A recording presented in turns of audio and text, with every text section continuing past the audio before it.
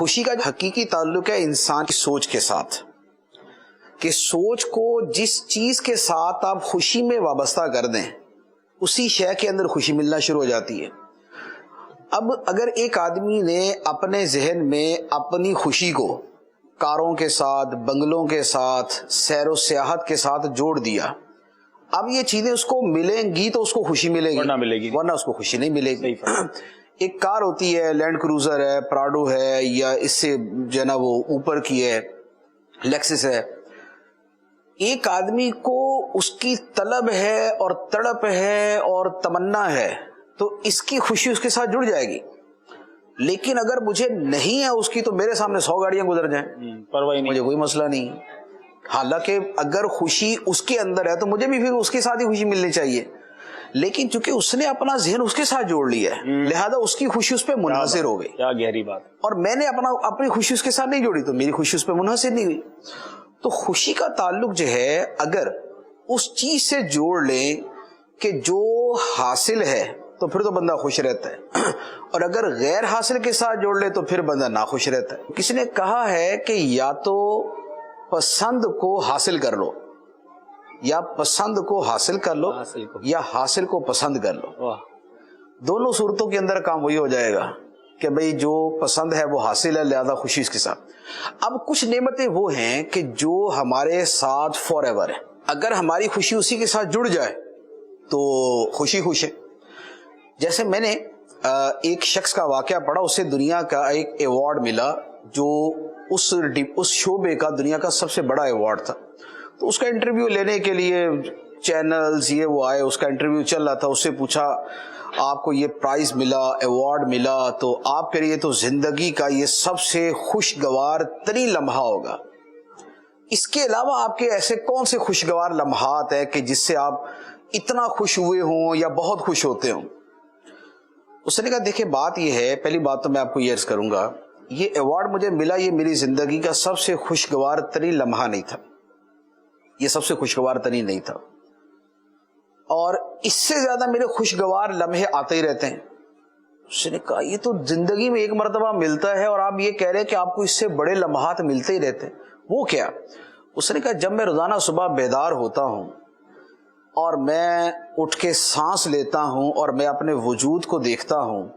تو مجھے جو نئے دن کا اور اپنی زندگی کا اور اپنی چلتی سانسوں کا احساس ہوتا ہے، مجھے اس سے اتنی خوشی ملتی ہے کہ جتنی خوشی مجھے اس پرائز کے اندر نہیں ملی۔ تو اب خوشی اگر اس کے ساتھ جڑی ہوئی ہو، ہمارے ایک دوست ہیں،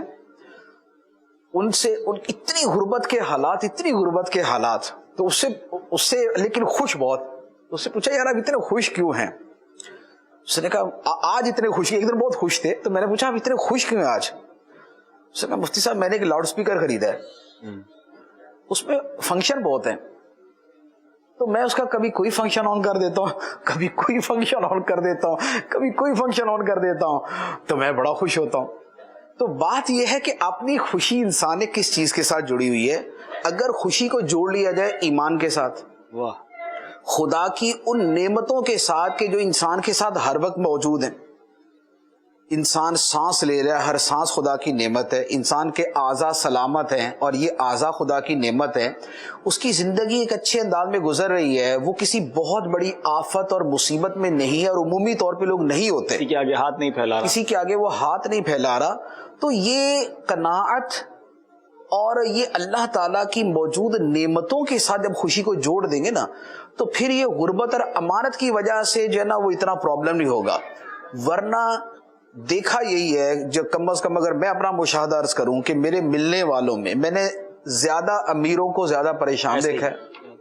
اور زیادہ غریبوں کو زیادہ خوش دیکھا ہے، کیونکہ غریب آدمی جو ہے وہ آدھا کلو جو ہے نا وہ چکن بھی خریدتا ہے اس پہ خوش ہو جاتا ہے، اور امیر آدمی 50 لاکھ کا بیل بھی خریدتا نا اس کو وہ خوشی نہیں ملتی۔ تو لہذا خوشی کو صحت کے ساتھ، سب سے پہلے ایمان کے ساتھ، پھر خدا کی نعمتوں میں نعمت عافیت کے ساتھ، نعمت صحت کے ساتھ، نعمت حیات کے ساتھ، نعمت سلامتی اعضاء کے ساتھ، نعمت خاندان کے ساتھ، نعمت اولاد کے ساتھ، یہ جو ساری نعمتیں حاصل ہیں اس کے ساتھ جوڑ دیں۔ اور پھر اس کے بعد آگے جو آخرت کا کانسیپٹ ہے کہ وَمَا هَذِهِ الْحَيَاةُ الدُّنْيَا إِلَّا لَهْوٌ وَلَعِبٌ کہ دنیا کی زندگی تو نہیں کھیل کود اور تماشا. تو لہذا کھیل کود اور تماشے میں اتنا بہت کچھ نہ بھی ملا تو کوئی اتنی بڑی ٹینشن نہیں ہے. وَإِنَّ الدَّارَ الْآخِرَةَ لَهِيَ الْحَيَوَانُ آخرت کی زندگی ہی حقیقی زندگی ہے. تو لہذا اگر کسی کو مسافر خانے میں تو بہت زیادہ سہولتیں نہیں ملی لیکن یہ پتا ہے کہ منزل پہ جا کے بڑی سہولتیں ہیں اور بہترین رہائش ہے. یہاں پر راستے میں چلے ہم نے وہ اکانومی میں سفر کیا لیکن آگے سوئٹزرلینڈ ہی جانا ہے تو اب وہاں کا جا کے ایک بھی وہاں تو نعمتیں ہیں وہاں تو راحتیں ملیں گی. تو منزل کی راحتیں جو ہیں یہ مسافر خانے کی راحتوں سے زیادہ جو ہے وہ دائمی بھی ہوتی ہیں, خوشی کا باعث بھی ہوتی ہیں. تو تھوڑا سا آخرت والا کانسیپٹ ہو نا تو اس سے یہ پھر غربت امارت والا اتنا احساس باقی نہیں رہتا.